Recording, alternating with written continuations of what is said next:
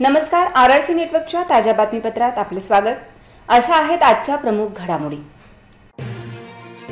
Headlines प्रस्तुत करता Marcus the readymade multibrand showroom. सर्वोत्तम quality, fresh stock, latest designs, reasonable rate. LRT college road, Raghuvanshi मंगल कार्यालयाच्या बाजूला, अकोला। अकोला जिल्ह्यात तापमानात वाढ, सकाळी ऊन, रात्री थंडीमुळे आजार बळावण्याची शक्यता। मद्यधुंद अवस्थेत एसटी बस चालवण्याचा प्रताप, मालेगाव पोलिसांनी चालकाला घेतले ताब्यात। योजनेतील साहित्य मंजुरीसाठी 9,000ची मागितली लाच, आरोपीला रंगेहात पकडले। पिंजर कारंजा रोडवर 2 ट्रकचा अपघात, केबिनमध्ये फसलेल्या ट्रक चालकाला काढले बाहेर। अकोल्यातील महासंस्कृती महोत्सव वादाच्या भोवऱ्यात, सेलिब्रिटींवर लाखो रुपयांची उधळण। आता सविस्तर बातम्या। देशातील सर्वाधिक तापमान असणाऱ्या शहरांमध्ये नोंद असणाऱ्या अकोला शहराचे तापमान दिवसेंदिवस वाढत असून यामुळे आजार बळावण्याची शक्यता वाढली आहे। मार्च महिन्यामध्ये उन्हाची दाहकता वाढली असून जिल्ह्यातील कमाल तापमान 38 अंश सेल्सिअस पर्यंत गेले असून तापमानामुळे नागरिक हैराण झाले आहेत। अकोल्यात काही दिवसापासून उन्हाचा पारा सातत्याने वाढत असून मार्च महिन्याअखेरीस तापमान 38 अंश सेल्सिअस पोहोचले आहे। सकाळी ऊन व रात्रीला थंड वातावरण यामुळे व्हायरल तापाची साथ पसरत असल्याचे चित्र सर्वत्र दिसून येत आहे। या काळात खोकला, सर्दी, अंगदुखी, डोकेदुखी तसेच ताप या रुग्णांची संख्या शहरातील खासगी तसेच शासकीय रुग्णालयात मोठ्या प्रमाणात दिसून येत आहे। अकोला शहरातील जिल्हा सामान्य रुग्णालय, ग्रामीण तसेच शहरी भागातील रुग्णांची संख्या मोठ्या प्रमाणात वाढली असून यामध्ये लहान मुलांचे प्रमाण सुद्धा चिंताजनक आहे। अकोला शहरासह जिल्ह्यातील नागरिकांनी अशा आजारांपासून आपला बचाव करण्यासाठी योग्य ती खबरदारी घेण्याचे आवाहन जिल्हा प्रशासन तसेच आरोग्य विभागातर्फे करण्यात आले आहे। पुसदवरून जळगावला जाणाऱ्या एसटी बसचा चालक वाशिम जिल्ह्यातील मालेगाव येथे मद्यधुंद अवस्थेत आढळल्याने मालेगाव पोलिसांनी चालकाला ताब्यात घेतले आहे। चालक मद्यधुंद अवस्थेत बस चालवत असल्याने प्रवाशांनी बस रस्त्याच्या कडेला लावून पोलीस स्टेशनला माहिती दिली। बसमध्ये तब्बल 50 प्रवासी प्रवास करीत होते।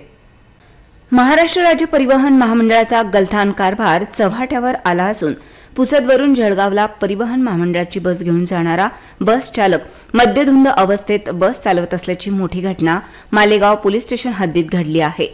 बसमध्ये प्रवास करणाऱ्या प्रवाशांच्या लक्षात हा प्रकार आल्यानंतर प्रवाशांनी चालकाला त्वरित एसटी बस रस्त्याच्या कडेला लावायला सांगितली व मालेगाव पोलीस स्टेशनला फोन केला असता पोलिसांनी मद्यधुंद अवस्थेत बस चालवणाऱ्या चालकाला ताब्यात घेतले आहे। मात्र यामुळे प्रवाशांच्या सुरक्षेचा प्रश्न ऐरणीवर आला असून परिवहन महामंडळाकडून संबंधित चालकाविरुद्ध त्वरित कडक कारवाई करण्याची मागणी होत आहे। वेळीच प्रवाशांच्या लक्षात हा प्रकार आल्यामुळे मोठा अनर्थ टळला असून मद्यधुंद अवस्थेत बस चालवणाऱ्या चालकामुळे अपघात घडला असता तर याला जबाबदार कोण असा प्रश्न या निमित्ताने उपस्थित होत आहे। 50 प्रवासी गाडीमध्ये बसलेले होते आणि आम्ही 50 प्रवाशांना आम्ही जेव्हा आवाज दिला त्यावेळेस तो बस थांबवायला काही नकार देत होता आणि त्यानं बस कशीमध्ये चालवत 50 प्रवाशांचे जीव त्यानं धोक्यात घालून त्यानं बस चालवली। सगळ्या प्रवाशांना आरडाओरडा झाली, त्यावेळेस बस थांबण्यात आली आणि आम्ही सगळे प्रवासी बसच्या खाली उतरून सुखरूप व्हावं म्हणतो। पंचायत समितीमधील योजनेतील साहित्य मंजूर करण्यासाठी 9,000 रुपयाची लाच स्वीकारताना बुलढाणा जिल्ह्यातील चिखली पंचायत समितीमध्ये कार्यरत असलेल्या एका लिपिकाला लाचलुचपत प्रतिबंधक विभागाच्या पथकाने अटक केली। बुलढाणा समाज कल्याण विभागाच्या वतीने लाभार्थ्यांना देण्यात येणाऱ्या योजनेची साहित्य मंजूर करण्यासाठी चिखली पंचायत समिती अंतर्गत कार्यरत असलेले लिपिक रवींद्र भंडारे यांनी लाभार्थ्यांना पैशाची मागणी केली। याबाबत लाभार्थी यांनी ही तक्रार लाचलुचपत प्रतिबंधक विभागाकडे केली। त्यामुळे एसीबीने सापळा रचत 9,000 रुपयाची लाच स्वीकारताना लिपिक रवींद्र भंडारे यांना रंगेहात पकडले। पुढील कारवाई लाचलुचपत प्रतिबंधक विभाग बुलढाणा करीत आहे।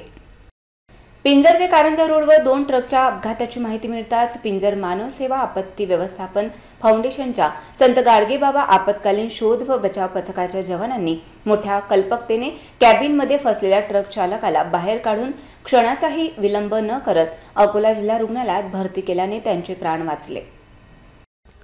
पिंजर ते कारंजा रोडवर काल रात्री 2 ट्रकची समोरासमोर धडक होऊन ट्रक चालक कॅबिनमध्ये फसलेला होता। अपघाताची माहिती मिळताच पिंजर येथील आपत्कालीन शोध व बचाव पथकाचे प्रमुख जीवरक्षक दीपक सदाफळे आपले सहकारी आणि रुग्णवाहिका घेऊन अवघ्या 10 मिनिटात घटनास्थळी पोहोचले तेव्हा ट्रकच्या कॅबिनमध्ये गंभीर जखमी अवस्थेत चालक फसलेला दिसून आला। यावेळी पिंजर ठाणेदार गंगाधर दराडे यांच्या आदेशाने चालकाला मोठ्या शिताफीने बाहेर काढून प्रथमोपचार देऊन पिंजर प्राथमिक आरोग्य केंद्रात दाखल केले। डॉक्टरांनी तपासणी करून पुढील उपचारासाठी जिल्हा रुग्णालयात रवाना केले। लगेच जखमीला पथकाच्या रुग्णवाहिकेने सदस्य अंकुश सदाफळे, मयूर सळेदार, महेश साबळे घेऊन गेले। डोक्याला गंभीर दुखापत असल्याने काही केल्या रक्तस्राव बंद होत नव्हता। कॉटन पॅडसह बँडेज करत शेवटी अकोला रुग्णालय गाठलेच। आता जखमीवर उपचार सुरू आहेत। अकोल्यात 6 ते 10 मार्च दरम्यान संपन्न झालेला 5 दिवसीय महासंस्कृती महोत्सव आता वादाच्या भोवऱ्यात सापडला आहे। सेलिब्रिटी कलाकारांवर लाखो रुपयांची उधळण करणाऱ्या महासंस्कृती महोत्सवात स्थानिक कलावंतांना मात्र दुय्यम स्थान दिले जात असल्याचे आरोप केले जात आहेत। अकोला शहरातील शास्त्री स्टेडियमवर 6 ते 10 मार्च दरम्यान महासंस्कृती महोत्सव पार पडला। यावेळी कार्यक्रमासाठी बोलावलेल्या सेलिब्रिटींना देण्यात आलेल्या मानधनावर लाखो रुपयांची उधळण केली गेली।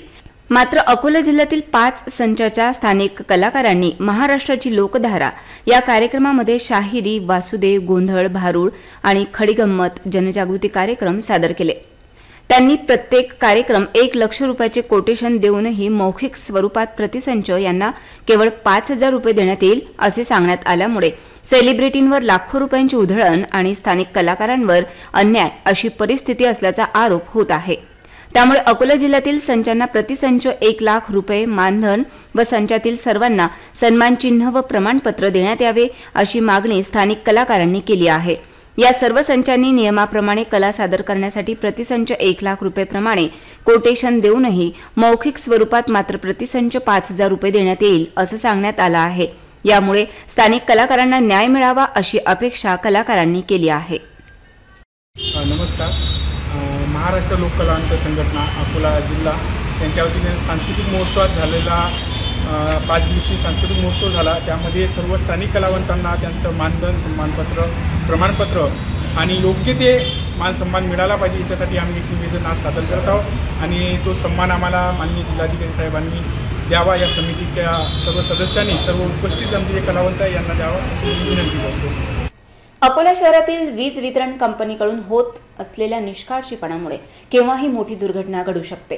शहरातील बहुतांश ठिकाणी बसविण्यात आलेले विजेचे ट्रान्सफॉर्मर उघडे पडले आहेत, तर परिसरात कचऱ्याचे ढीगही साचले आहेत। आज डीपीला ट्रकची धडक लागल्यामुळे महावितरणच्या डीपीला आग लागली होती। अकोला शहरात महावितरणने बसवलेले विजेचे अनेक ट्रान्सफॉर्मर उघडे असल्यामुळे अपघाताची शक्यता वाढली आहे। याशिवाय अनेक नागरिक आपली खराब झालेली वाहने डीपीजवळ आणून उभी करतात, तर काही नागरिकही आपली गुरे डीपीजवळ आणून बांधून ठेवतात। त्यामुळे केव्हाही मोठी दुर्घटना घडू शकते। शहरातील प्रमुख रस्त्यावर विजेची डीपी उघडे आहे, त्यामुळे लहान मुलांचा जीव धोक्यात आला आहे। रामदासपेठ मालधक्का रस्त्यावर ट्रकची धडक बसल्याने विजेच्या डीपीला आग लागली, त्यामुळे परिसरात भीतीचे वातावरण पसरले होते। विजेच्या डीपीमध्ये स्फोट होण्याच्या भीतीने नागरिक दुरून ही घटना पाहत होते। या आगीची माहिती महावितरणच्या कर्मचाऱ्यांना देण्यात आली। उन्हाळ्यात विजेच्या डीपींना आग लागण्याच्या घटना पाहता सुरक्षेच्या दृष्टिकोनातून वीज वितरण कंपनीने लक्ष द्यावे अशी मागणी नागरिकांकडून होत आहे। खाली बसवलेले ओपन ट्रान्सफॉर्मर आणि विजेची डीपी यांची सुरक्षितता सुनिश्चित करण्यासाठी उपाययोजना करावी अशी मागणी होत आहे। अकोला शहरातील पथविक्रेते यांना महानगरपालिका शहर उपजीविका केंद्रामार्फत स्वनिधी योजनेतून सुरुवातीला 10,000 रुपये पर्यंतचे कर्ज मिळते। मात्र शहर उपजीविका केंद्र कार्यालयात कुणीही कर्मचारी किंवा अधिकारी वेळेवर उपस्थित राहत नसल्याने कर्जासाठी येणाऱ्या पथविक्रेत्यांचा भ्रमनिरास होत आहे। स्वनिधी योजना व कर्ज योजनेसंदर्भात पथविक्रेते ज्यावेळी कार्यालयात येतात त्यावेळी कर्मचारी गैरहजर असल्याबाबतची माहिती पथविक्रेते यांनी सिटी न्यूजशी बोलताना दिली आहे। काही कर्मचारी ड्युटीवर हजर असताना सुद्धा फुटपाथ विक्रेत्यांच्या कामाऐवजी मोबाईलवर व्यस्त असतात असा आरोप केला जात आहे। त्यामुळे पथविक्रेते यांना वेळेवर कर्ज पुरवठा किंवा कर्ज योजनेबद्दल माहिती मिळत नसल्याने पथविक्रेत्यांकडून दीनदयाल अंत्योदय योजना व शहर उपजीविका केंद्रातील कर्मचाऱ्यांबद्दल नाराजी व्यक्त केली जात आहे। त्यामुळे महापालिका आयुक्त यांच्याकडून कर्मचाऱ्यांवर कारवाई करण्याची मागणी होत आहे। माझं नाव रवी दादाराव सरदार आणि मी एक फुटपाथ विक्रेता आहे जिल्हा स्त्री रुग्णालयावरला। आणि अकोला महानगरपालिकाच्या माध्यमातून जे फुटपाथ विक्रेत्यांना जे लोन 10,000 रुपये किंवा 20,000 रुपये या माध्यमातून लोन महानगरपालिका देते, तर अशा अनुषंगाने मी जवळपास अगदी 3 तासापासून वारंवार चक्र मारत आहे. पण या ऑफिसमध्ये एकही कर्मचारी योग्यतेचा काय प्रश्नाचं उत्तर देत नाही. आणि कर्मचाऱ्याला विचारणं असताच कर्मचारी सांगते की मला 1 दिवस झाला, मला 2 दिवस झाला जॉईन होऊन, आणि संबंधित कर्मचारी अति नसून फक्त वारंवार गोरगरीब लोकांची अति आर्थिक लूट होत आहे.